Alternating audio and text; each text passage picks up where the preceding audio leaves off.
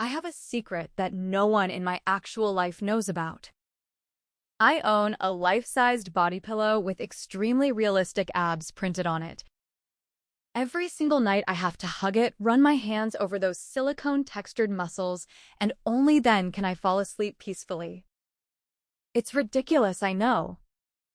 But I live alone in a converted warehouse studio in the Arts District, and the winters are cold, and the building makes strange settling noises at 3 a.m., and having something solid to hold on to helps me feel less alone. The pillow's name is Bertrand. I bought him online at 2 a.m. during a particularly brutal week of freelance deadlines. He arrived in a discreet black package, and I've never looked back. Then, everything changed the night I came home and found a stranger sitting on my sofa. I live alone. I've always lived alone. So when I pushed open my door exhausted from a 12-hour day of illustration work and saw a tall, broad-shouldered man with sharp cheekbones and cool gray eyes casually drinking tea on my vintage velvet couch, my first thought was home invasion. My second thought was that home invaders were apparently extremely attractive now. He had long legs crossed at the ankle, dark hair that fell slightly across his forehead, and the kind of pale, cool-toned skin that looked like it belonged on a marble statue. He was wearing a simple, dark sweater with the sleeves pushed up, revealing forearms that made my brain go momentarily blank. I took a step backward toward the door, ready to sprint to the landlord's unit next door. Then he spoke. "Are you sure this is your flat?" His voice was low, unhurried, almost lazy. He didn't even look up from his teacup. "I've been gone for a while, but I'm fairly certain I purchased this property 3 years ago." I stood there clutching my bag strap with both hands, completely at a loss. The door to the neighboring unit opened, and Mrs. Aldridge, my landlady, hurried in with a half-eaten biscuit in one hand. She took one look at my panicked expression and the man on the sofa and immediately understood. "Did you say something awful to Sera?" she demanded, pointing the biscuit at him. "Why do you always look so intimidating? You bought this place years ago and never set foot in it. The girl needed somewhere to stay. What exactly is wrong with me renting it to her?" The man looked like he'd been slapped with a fish. "Mum," he said, standing up from the sofa. "This was supposed to be my future marital home. You rented it out without even informing me. You let a complete stranger live in the place I bought for my wife." Mrs. Aldridge chewed her biscuit thoughtfully. "Well, whether you'll ever actually find a wife is a separate conversation." Marital home. She made air quotes with her fingers.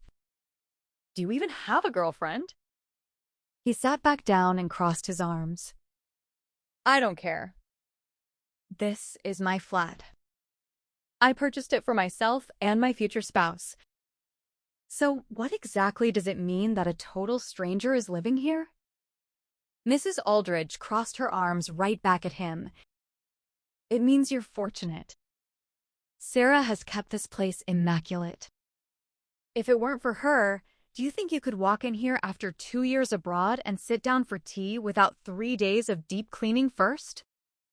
I felt a pang of guilt because I hadn't actually been the one doing most of the cleaning. He raised an eyebrow. "I hire a cleaning service every week. She should know that." Everything clicked into place. The weekly cleaner who let herself in with a key. I'd always assumed Mrs. Aldridge had arranged it. The cleaner told me my wife appeared to be hiding another man at home. He continued, his gaze sweeping over me with something between annoyance and curiosity. "She said there's always a male figure in her bed. She suggested I return immediately." My face caught fire. He was talking about Bertrand.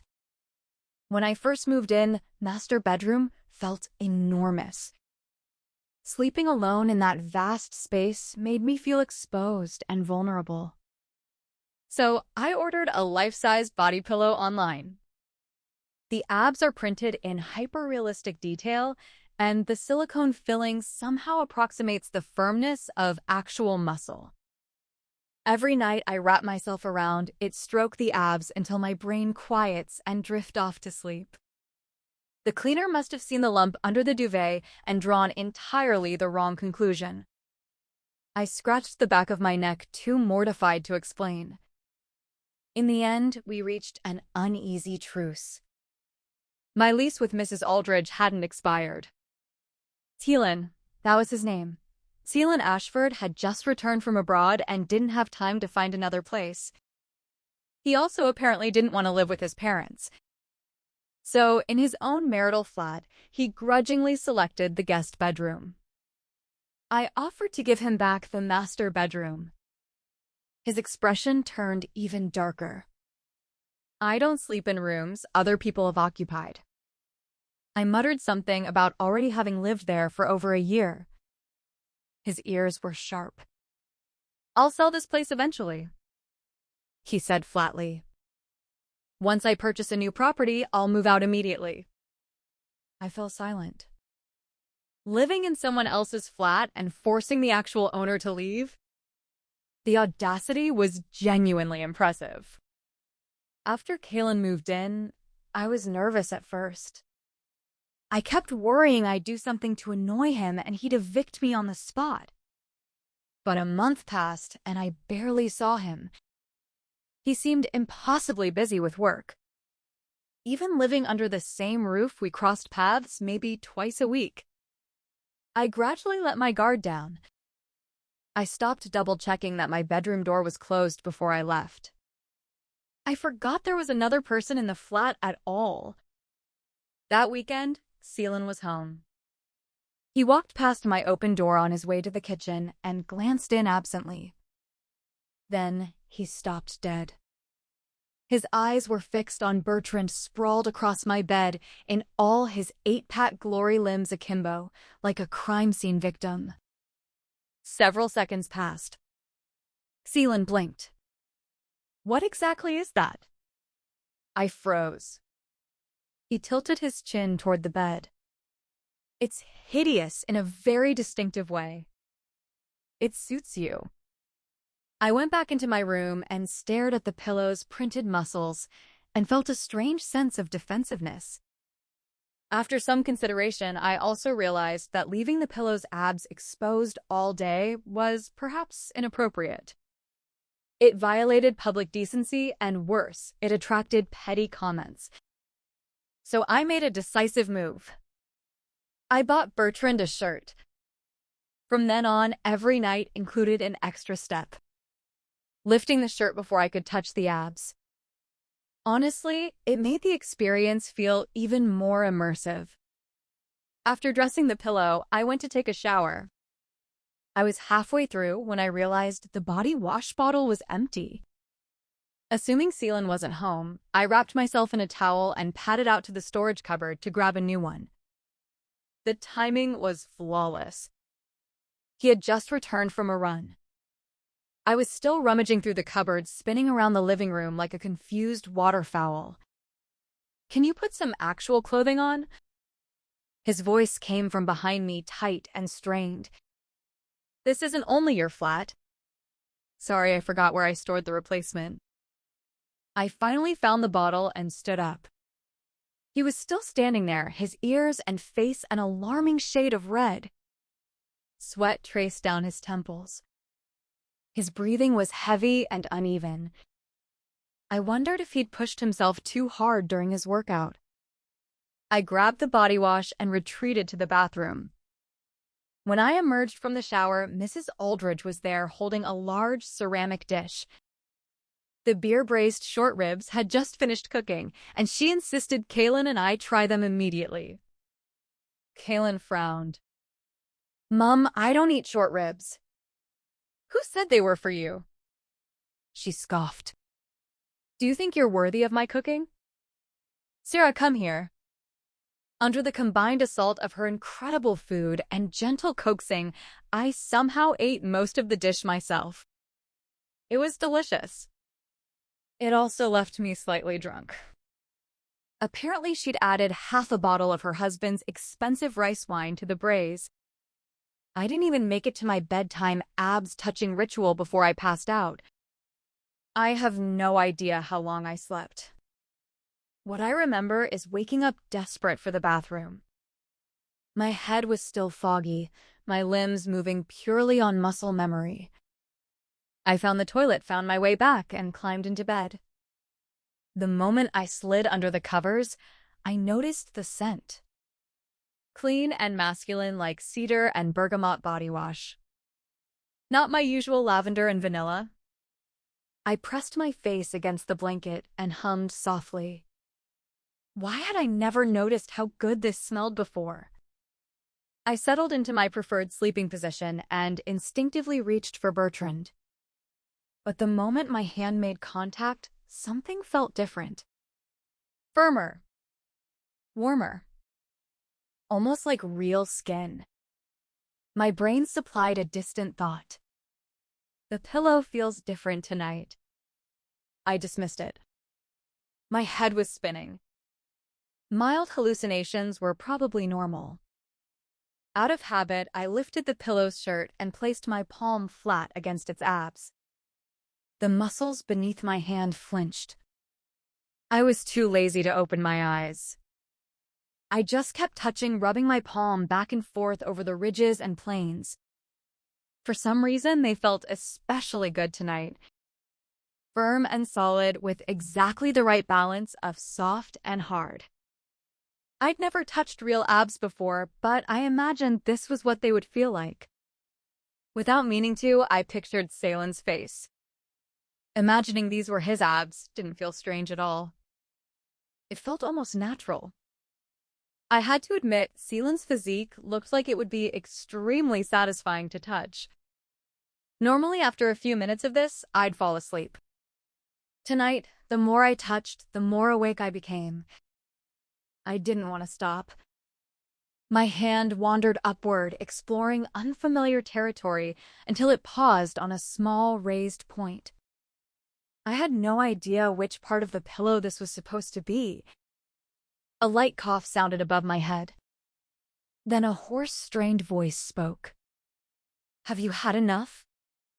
I believe I'm starting to react. My eyes flew open. It was Caelan. I didn't dare move. My hand was still frozen on his chest. This had to be a dream. A hallucination. Anything. He reached over and switched on the bedside lamp. In the dim yellow light, his face was flushed red. His handsome features were twisted in a grimace. His eyes were dark and fixed on me with an intensity that made my stomach drop. My face combusted. "I'm sorry. I'm so sorry. I'm sorry. If you're genuinely sorry." He cut me off through gritted teeth. "Then remove your hand from my chest immediately." I was so flustered that my fingers tightened reflexively. He let out a strangled sound. "Sera, get out. Right now.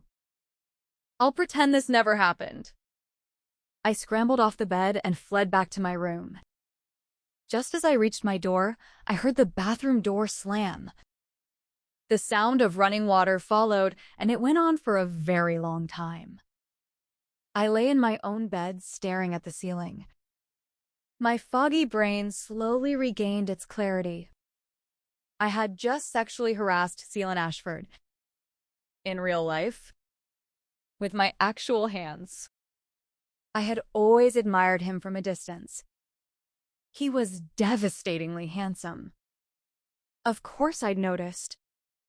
But it had always stayed safely in my imagination. I wouldn't have dared cross that line even in my dreams. And yet I had just groped him like my life depended on it. Thinking about his shocked expression made my scalp prickle. He probably never imagined that the quiet, polite tenant his mother adored was secretly a feral gremlin who felt up semi-conscious men. I stared at the ceiling for hours. Eventually, when the sky began to lighten, I grabbed my phone and started scrolling through rental listings.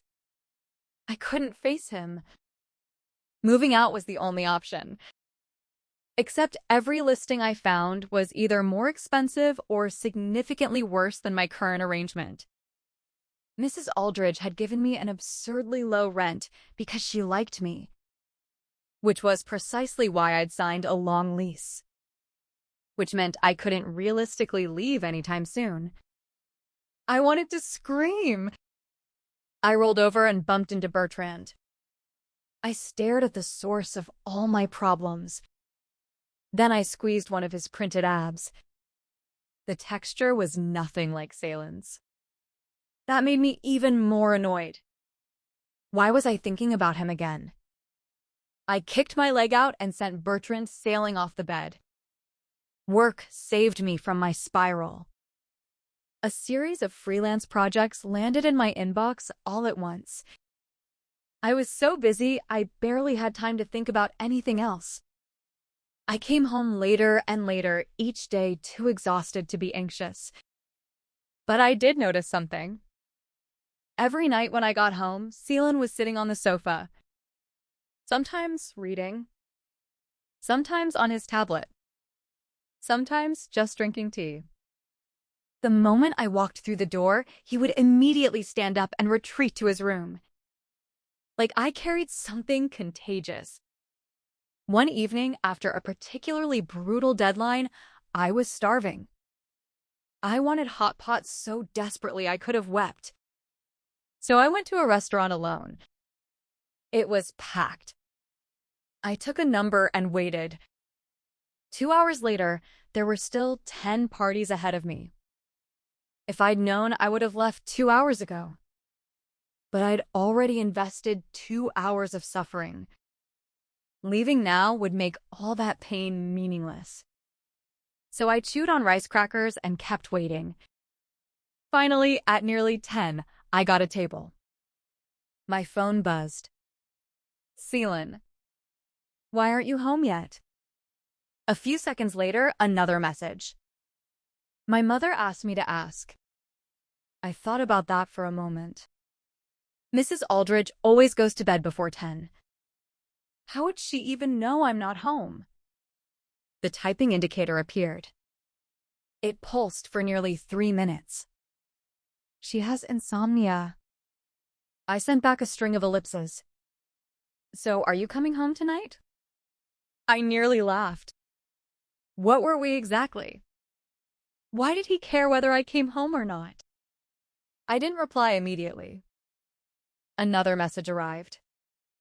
Don't misunderstand. I just don't want you dying somewhere and affecting the resale value of my property. I explained that I was waiting for hot pot and would be home late. I promised to be quiet. Just don't climb into my bed again. He replied, and no matter how late, don't bring anyone back.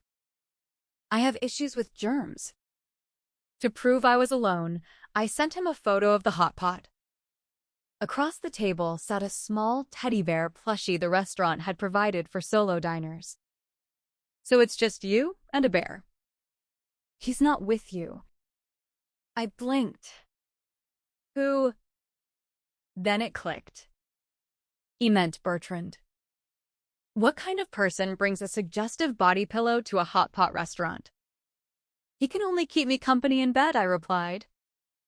Bringing him out in public would be a bit excessive. Caelan didn't respond. When I got home, full and satisfied the living room light was still on, he was still sitting there. The warm glow of the chandelier fell across his expressionless face. I don't know if it was my imagination, but in his lowered eyes, I thought I saw something like loneliness. The heating was strong inside. As I walked in, I pulled off my coat. The faux fur collar brushed my neck, and a familiar, itchy sensation flared up. Earlier that day, I'd tried on a sample necklace for a client project and had an allergic reaction to the metal.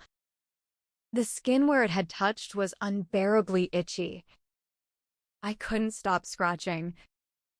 My neck was red and blotchy. Caelan passed by on his way to his room. His gaze paused on my neck for a second. His expression looked darker than usual, like he'd seen something he intensely disliked. For some reason, my mood plummeted.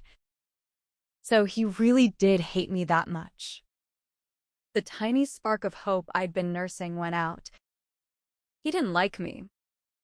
We were never going to get along. The next evening, I was boiling noodles in the kitchen when my mother video called. I panicked and glanced around. Thankfully, Caelan wasn't in sight. The noodles were only half done, and I couldn't leave the stove. So I lowered the volume and answered right there. Sera. It's almost New Year's. Do you have a boyfriend this year or not? I closed my eyes in despair. No boyfriend. I recited my usual script. Look at me. Do I look like someone who has a boyfriend? I've never even held a man's hand. I'm basically a single mother to my houseplants. I've only ever secretly touched. I stopped myself. My mother's voice went up a full octave. Why aren't you looking for one? As if I could find one just because I wanted to. But you live alone. Your father and I worry constantly. Wait. Who is that behind you? I spun around. Caelan was standing in the kitchen doorway. I had no idea how long he'd been there. He walked past me, opened the refrigerator, and retrieved a can of sparkling water. When he noticed me staring, he lifted the can slightly and made a small, quiet gesture. Just grabbing something. He said his voice low and perfectly clear. I'm not interrupting, am I? Then he walked out. My mother had seen everything. Sera, that man behind you. Is he your boyfriend? No. You told us you lived alone. Look, your loungewear is matching colors. He's so handsome. Your mother approves. This new year, you're bringing him home. Do you hear me? Before I could explain, the video call dropped. I checked. The Wi-Fi had disconnected. I poked my head out of the kitchen. Caelan was standing by the router holding the cable. He gave me an apologetic smile. The internet has been slow when I game. I was checking the connection. I forgot you were on a call. My apologies. After that, no matter how many voice messages or long texts I sent, my mother refused to hear a single word her daughter said. In her mind, Caelan was already her son-in-law. Set in stone. I had a gnawing feeling she was going to do something catastrophic. To prevent any unnecessary disasters, I needed to confirm one thing first. That Caelan genuinely didn't have a girlfriend. I wanted to ask him directly, but thinking about his recent attitude toward me, I lost my nerve. So I picked an afternoon, brought some fruit, and went to visit Mrs. Aldridge. She was sunbathing on her balcony and delighted to see me. She talked nonstop for an hour. I listened to every piece of neighborhood gossip before I finally found an opening. The couple downstairs just had their second child. I said, "You must be next." When Caelan's name came up, Mrs. Aldridge's smile faltered. She adjusted her glasses and sighed. He's been back for 3 months now. Other than you, I haven't seen a single woman around him. That second grandchild might happen in his next life. I pretended to be surprised. He still doesn't have a girlfriend. Silly girl. If he had a girlfriend, would he still be living with you? He'd be with the person he likes. I nodded and felt something in my chest release. As I left Mrs. Aldridge's unit, I noticed our front door was slightly ajar. I heard voices inside. The cleaner was speaking. "Mr. Ashford, you're finally back. Your wife keeps sneaking around bringing men home." There's always a male figure sleeping in her bed.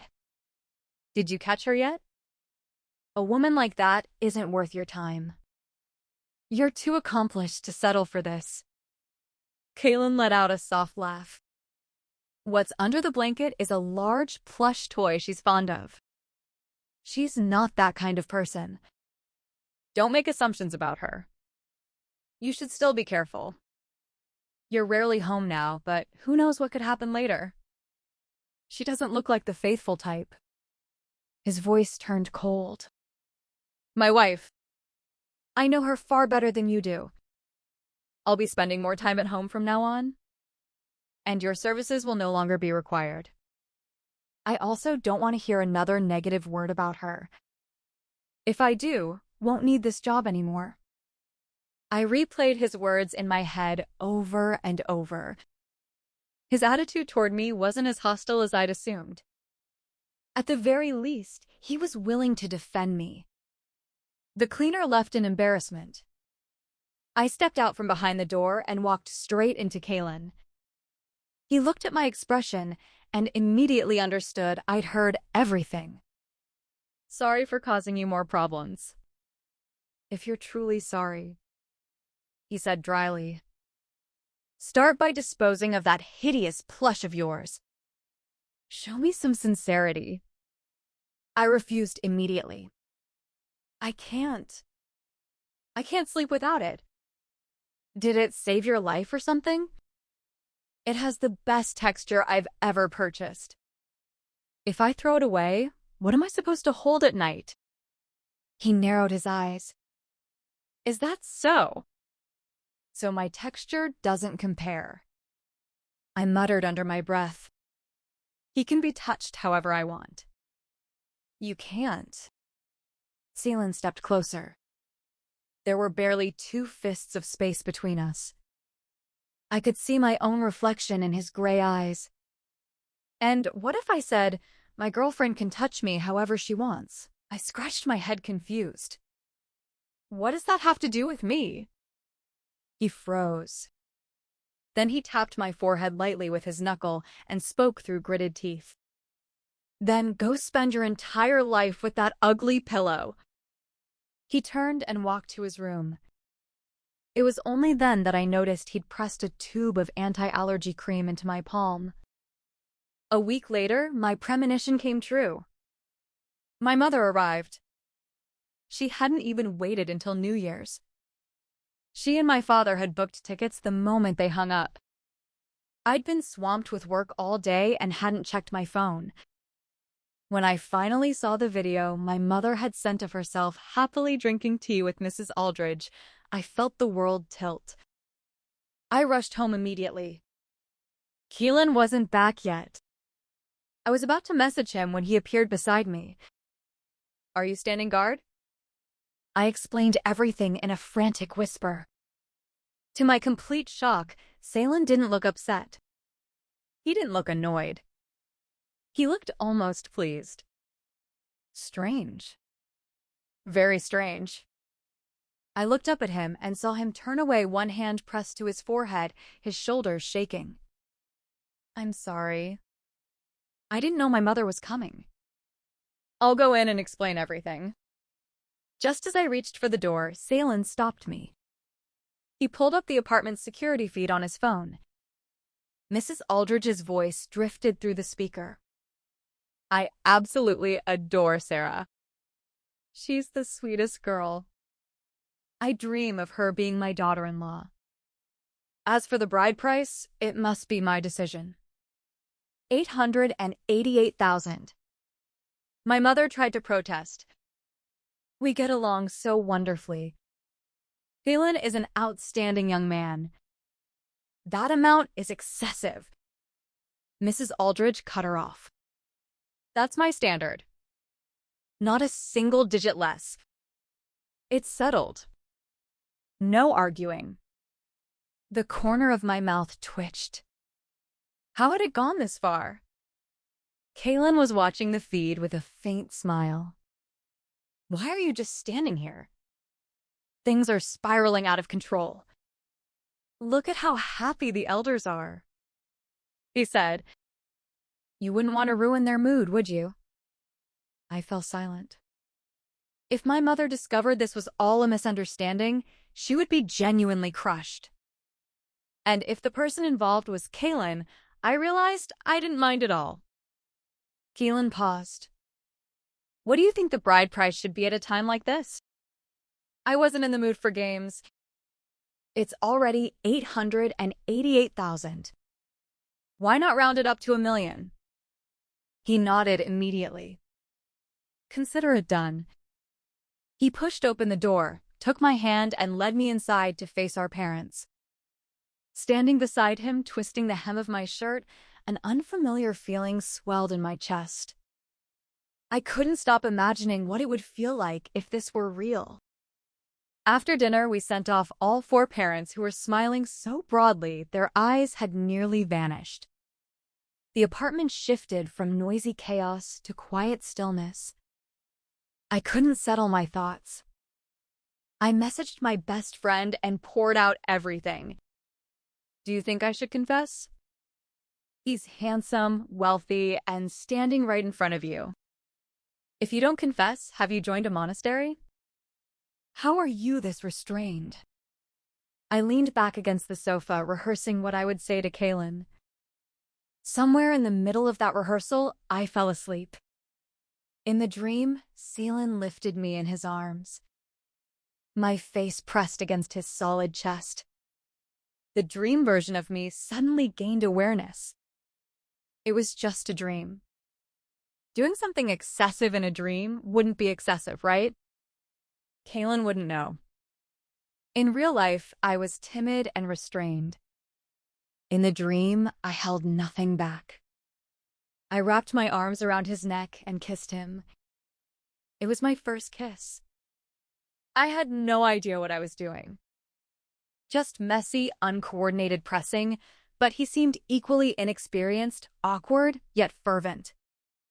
The scene shifted. I was lying in bed. Caelan was gone. Out of habit, I reached for the body pillow, lifted its shirt, and began my nightly ritual. But the more I touched it, the better it felt. Almost exactly like Caelan's. And this pillow seemed to have come alive. It was moving on its own. Annoyed, I sat up and pressed it down. When I opened my eyes the next morning, the person sleeping beside me was not the body pillow. It was Caelan. I squeezed my eyes shut again. Hallucination. This was definitely a hallucination. I opened them. He wasn't wearing a shirt. His skin was pale, his muscles defined, and the red scratch marks across his chest were impossible to ignore. Following them upward, I saw his lips were slightly swollen, as if they'd been thoroughly kissed. The dream from last night crashed back into my memory. It wasn't a dream. I had actually forced myself on him. Caelan was still asleep. I took a steadying breath and sat up. Across the room, I spotted the body pillow.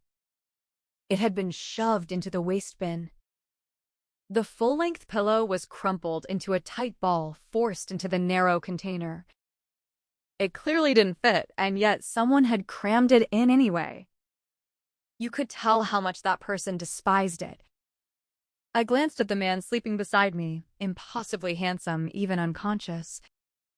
If he had something to say, he could have said it. Bullying a pillow because it couldn't fight back was unfair. When Caelan woke, I was attempting to extract the body pillow from the bin. He had jammed it in so tightly, I was practically playing tug-of-war with the furniture. I didn't notice him approach until his voice came from right beside me, low and rough. Was touching me not satisfying enough? You still want that thing? I froze. What exactly did I do to you last night? Forget it. We're not communicating on the same frequency. He gently moved my hand away from the pillow and took it in his own. I like you. He said, his voice slightly hoarse. All the things you did to me. To me, they were all good things. Sera, stop touching that ridiculous pillow. Touch the real thing instead. He guided my hand toward his abdomen. My brain short-circuited entirely. My gaze darted helplessly around the room before landing once more on the pillow, still wedged in the bin. Caelan made a dissatisfied sound. He cupped my cheek and asked through gritted teeth, "Just answer me. Me or him?" I glanced at the body pillow crushed into a miserable ball. I looked back at Caelan, whose expression suggested he might actually fall apart if I didn't answer. If the real thing is available, who would choose a substitute? I stopped pretending and reached for the man in front of me. When we got engaged, I stared at the extra $1,888,000 that had appeared in my account and nearly passed out. I held up my phone and asked Caelan what the extra million was for. He didn't look surprised at all. "I didn't give $888,000. That amount came from your parents. This is from me." "That's far too much." "No amount is too much for you." He leaned down and pressed a soft kiss to my forehead. Caelan looks cold and unapproachable, but underneath he's surprisingly easy to push around. For instance, he wanted to move back into the master bedroom. He insisted on respecting my decision. I found this amusing and blocked the doorway just to tease him. I seem to remember a certain gentleman saying he would never sleep in a room I had occupied. Do you know him? After being teased enough times, he had built up resistance. This time, he came prepared, hugging his pillow and deliberately avoiding eye contact. Who's that? Sounds like someone with zero self-awareness. Definitely not me. I was born to keep my wife's bed warm.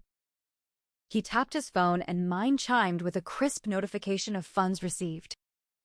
So, will my wife let me in tonight? Applying to serve as your pillow for the evening. While I was looking down at my phone, he leaned in and pressed a kiss to the corner of my lips. "Stop looking at your screen," he murmured.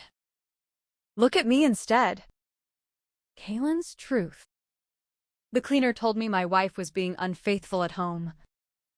I had never heard anything more absurd. First, I didn't have a wife. Second, no one should have been living in my flat at all. I found it strange. Was the place haunted? I ended my overseas project early and flew back immediately. The moment I walked in, it was obvious someone had been living there. I assumed my mother had rented it out without consulting me. I walked through the flat and eventually entered the master bedroom. A faint, pleasant scent washed over me. I had returned furious, but for some reason my anger eased considerably. After waiting a long time, the wife the cleaner had mentioned finally arrived. Her first instinct upon seeing me was to bolt. I found it strangely endearing. But thinking about how the home I'd purchased for my future marriage had been occupied by someone else, a nameless irritation still simmered. I didn't have a pleasant expression for anyone, especially not her. Every day I considered selling the property and buying somewhere new. Sleeping in the cramped guest room was suffocating. Lying in bed, staring at the ceiling, thinking about real estate transactions. Her face kept intruding into my thoughts. Every time I thought of her, my entire train of thought derailed. So should I simply stop thinking about her? I closed my eyes, ready to sleep. Then the door opened.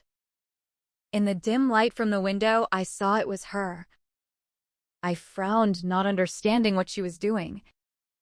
The mattress dipped beside me. Only then did I realize she was probably sleepwalking.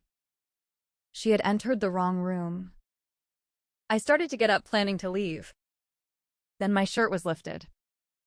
A chill hit my stomach, and a cool hand began tracing across my skin. I instinctively tried to pull away. But she was surprisingly strong, pressing me down completely. She grew bolder by the second. All I felt was heat spreading uncontrollably. They say waking a sleepwalker can be dangerous. But I was more afraid that if I didn't wake her, we'd both be in serious trouble. Thankfully, she was just intoxicated and confused. That cold shower afterward was brutal. I never wanted to take one again. From that night on, I found myself watching her without meaning to. I started memorizing her schedule. Only when I saw her walk through the door would I finally breathe easily. Sometimes she came home late. During those hours, I couldn't concentrate on anything. It wasn't a healthy habit. But I couldn't stop. I waited for her to return. Yet when she did, I didn't dare stay close to her for long. I kept thinking about that night. My loss of control. What would she think of me? Besides, she seemed to have someone. The men's slippers by the door that didn't belong to me. The suit jacket hanging on the balcony. They all reminded me. Don't get too close. Don't cross that line. Later, she told me she lived alone and sometimes felt unsafe. She'd bought those items to create the illusion that a man lived there. Later still, I overheard her talking to her mother on the phone. I had been gaming at the time. When I heard her say she didn't have a boyfriend, I left my room without a second's hesitation. If she didn't have one, then why couldn't that person be me? And if she needed to touch abs to fall asleep, I was more than willing.